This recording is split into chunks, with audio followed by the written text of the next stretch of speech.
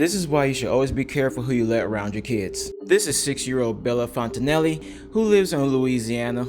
She stayed with her father, Michael Fonanetelle, and his long-term girlfriend, Hannah Landon. Now, Bella and Hannah had a really good relationship with one another, all until the night of August 25th of 2023, when everything changed. Now, on that night, Michael had to work late, and so the only people that's at the house was Hannah, Bella, her older sister, who was 7 years old, and their grandmother, who came over to just tuck him in that night. Bella's grandmother would go ahead and say that when she was there, she felt like there was nothing out of the ordinary, and there seemed not to be any malicious intent as well. Now, the grandmother would say that she left around 7:30 that night, and during that time period, that's when the alleged attack happened. In the coroner's report, it would go on to say that Bella was both beaten and strangled, which was the cause of her being unalived.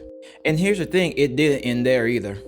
Hannah would then take Bella's body, place it into a 10-gallon chlorine bucket, put the bucket into a wagon, and then walk it 2 blocks down the road. Now, some of you may be wondering where she's taking that bucket to, and this is where she dropped it off at. In the most sadistic way you can think of, she took the body down to the biological mother's house and left at her front door. After dropping the body off, she would then bury her cell phone in somebody else's yard, go to the police station and act in the most erratic way you can think of, just so they can send her to the hospital for a mental evaluation. Now, during the time period that Hannah was walking down the road, Michael would return home like around 9:45 that night, and he didn't think anything was out of the ordinary because the majority of the time the girls are asleep, and Hannah is somewhere else, and he normally sleeps on the couch because he doesn't like to be bothered when he comes in late. But when he woke up the next morning around 7:30 that morning, that's when he realized both his girlfriend and his daughter were both missing, and so he called the police and filed a missing person report. Shortly after the report was made, the police had went to the mother's house to be sure the child wasn't there, and that's when they made their gruesome discovery. And it wasn't until several hours later where they found Hannah at the hospital, where they went ahead and arrested her.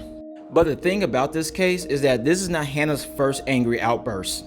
For the past couple of years, both Hannah and Bella's biological mother have been getting into arguments over the slightest little things when it comes to the child. There were even a time when they got into a literal fist fight with one another. But Bella's mother did try to file a restraining order against Hannah, but it was denied by a judge because the judge felt there was not enough evidence to grant them a protective order. As of now, Hannah is currently sitting in jail on first-degree murder charges, and if convicted, she could be facing the death penalty.